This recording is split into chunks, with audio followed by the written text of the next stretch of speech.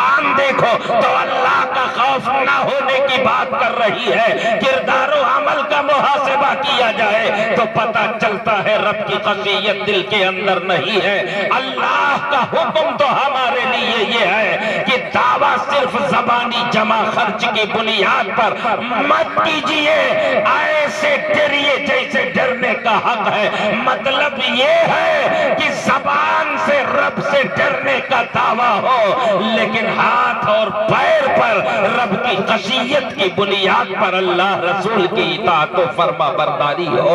اللہ نے آنکھیں دی ہے، اس نعمت کا شکریہ ادا ہونا چاہیے۔ اللہ نے زبان دی ہے، اس نعمت کا شکر ادا ہونا چاہیے۔ اللہ نے کان دیا ہے، اس نعمت کا شکر ادا ہونا چاہیے۔ اللہ نے ہاتھ پیر دیے ہیں، اس نعمت کا شکر ادا ہونا چاہیے۔ اور اس نعمت کا شکر کیسے ادا ہوگا؟ صرف کہہ لینے کی بنیاد پر کہ ہم اللہ سے ڈرتے ہیں، رب کی خشیت ہمارے دل کے اندر ہے، نہیں، زبانی دعوے کی بنیاد پر نہیں۔ زبان کا شکر تو یہ ہے کہ جب کھلے تو رب کی تعریف میں کھلے، رب کی توصیف میں سلے، نعت مصطفیٰ کے لیے کھلے۔ کان سے جو ہے رب کے شکر کا طریقہ تو یہ ہے کہ یہ کان جب سنے تو قرآن کے کلمے سنے، اللہ کے کلام کے نغمے سنے، رب کی باتیں سنے، مصطفیٰ کا تذکرہ سنے۔ ہاتھ اور پیر سے اللہ کی اطاعت و فرما برداری اور اس کی شکر کا طریقہ تو یہ ہے کہ اللہ نے اگر بازوؤں میں طاقت دی ہے تو کسی پر ظلم نہ ہو، یہ اٹھے تو کسی غریب کو سہارا دینے کے لیے اٹھے۔ اللہ نے پیر جیسی اگر نعمت عطا کی ہے تو اس سے شکرانے کا طریقہ تو یہ ہے کہ یہ جب اٹھے تو کسی غلط کام کے لیے نہ اٹھے تو اللہ کے گھر کے لیے اٹھے، دین کی تائید کے لیے اٹھے، دین کی تبلیغ کے لیے اٹھے، اللہ رسول کی رضا کے لیے اٹھے۔ پورا وجود ہمارا اللہ کی نعمت ہے اور ہم پر لازم ہے کہ اللہ کی اس نعمت کا شکر ادا کریں۔ نعرہ تکبیر، نعرہ رسالت، علماء اہل سنت، نعرہ تکبیر۔ اللہ کا حکم ہے ایسے ڈرو جیسے ڈرنے کا حق ہے۔ مولا تجھ سے ڈرنے کا حق کیا ہے؟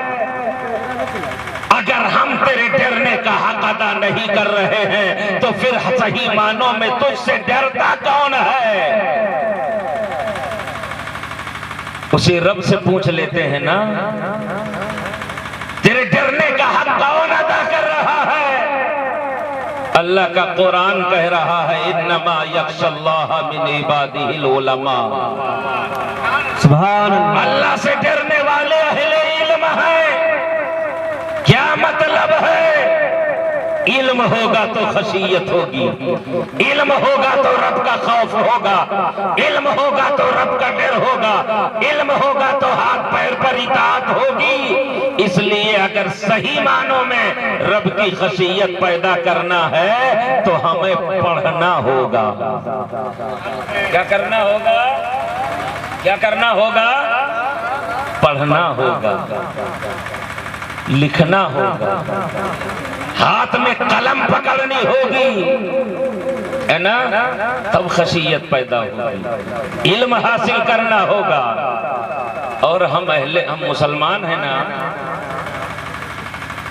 اہل اسلام کی جو مذہبی کتاب ہے ہم مسلمانوں کی، ہم اپنی مذہبی کتاب کا نام جانتے ہیں؟ ہماری دینی کتاب کون سی؟ بولو یار۔ وہی جب روح نکلنے لگتی ہے تو سورہ یاسین پڑھنے کے لیے کھولتے ہو، ورنہ رکھا رہتا قرآن، ہے نا؟ وہی قرآن جو تمہیں زندگی دینے کے لیے آیا تھا اور تم مرنے کے لیے استعمال کرتے۔ بہت عمدہ۔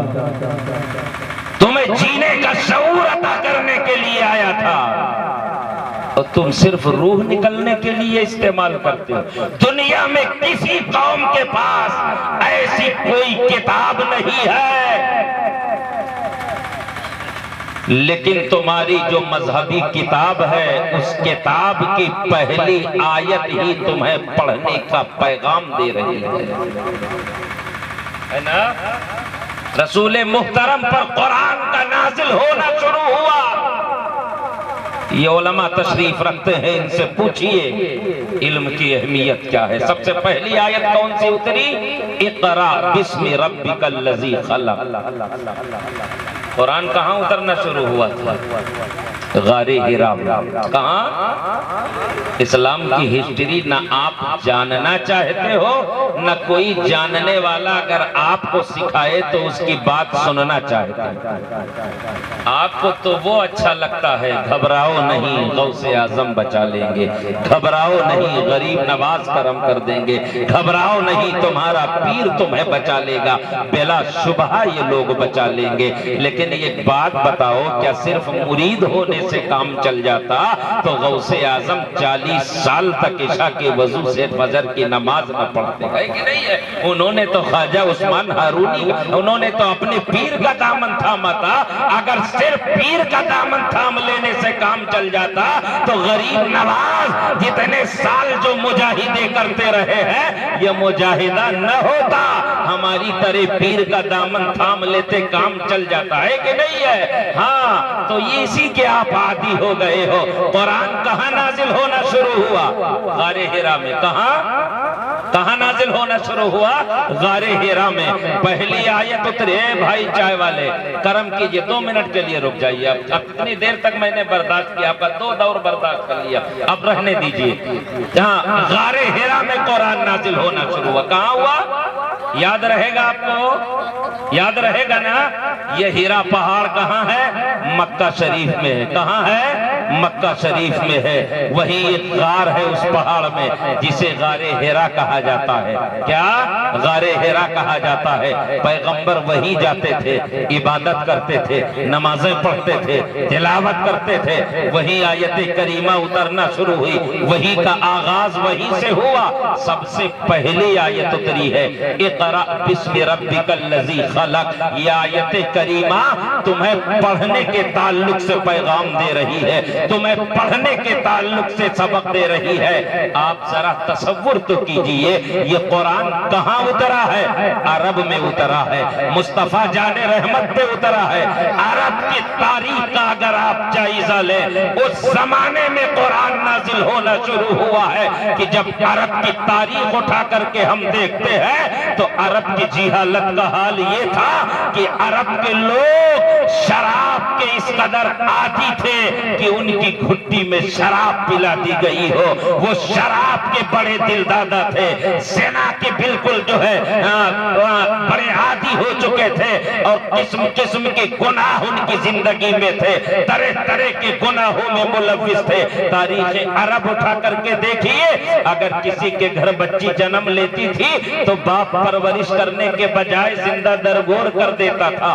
باپ کا انتقال ہو جاتا تھا تو بیٹا ماں کی خدمت کرنے کے بجائے یا تو شادی کر لیتا تھا یا سرے بازار سودا کر کے اسے نیلام کر دیا کرتا تھا۔ یہ عرب کی تاریخ بتا رہی ہے۔ عرب کی جہالت کا حال یہ تھا، شراب کا دور دورہ تھا، زنا کا دور دورہ تھا، ظلم و ستم ہو رہا تھا، تاریکی پہ تاریکی بڑھتی چلی جا رہی تھی۔ ایسے عالم میں پروردگار عالم نے جب اپنے محبوب مکرم پر قرآن مقدسہ کا نزول فرمایا ہے تو ہونا تو یہ چاہیے تھا، عقل یہ کہہ رہی تھی کہ جہاں شراب عام تھی، پہلی آیت جب اتر رہی تھی تو شراب کے تعلق سے آیت اترنی چاہیے۔ جہاں زنا عام تھا، پہلی آیت جب اتر رہی تھی تو زنا سے رکنے کے تعلق سے آیت اترنی چاہیے تھی۔ جہاں ماں باپ کا احترام نہیں ہوتا تھا، پہلی آیت جب اتر رہی تھی تو ایسے جاہل سماج کے بیچ میں اللہ رب تبارک و تعالیٰ کو ماں باپ کے احترام کے تعلق سے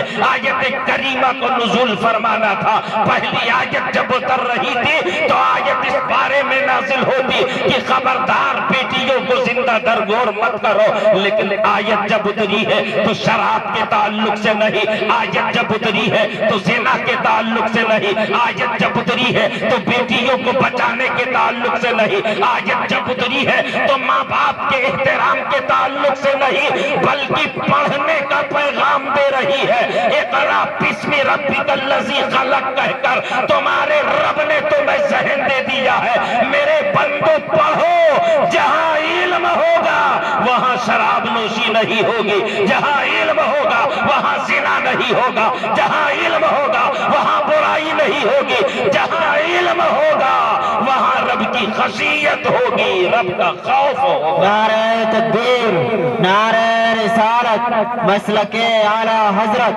علماء اہل سنت، علماء اہل سنت، علماء اہل سنت، جشن ویسے قرنی، نعرہ تکبیر، نعرہ رسالت۔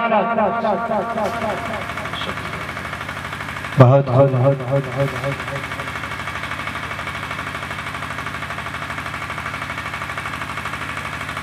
اچھا،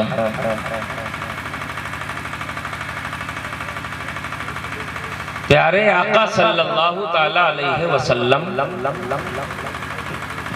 اس خاکدانی گیتی پر تشریف لائے۔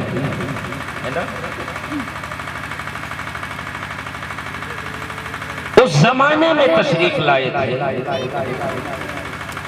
جو جہالت کا زمانہ کہلاتا تھا، تاریکی کا زمانہ کہلاتا تھا۔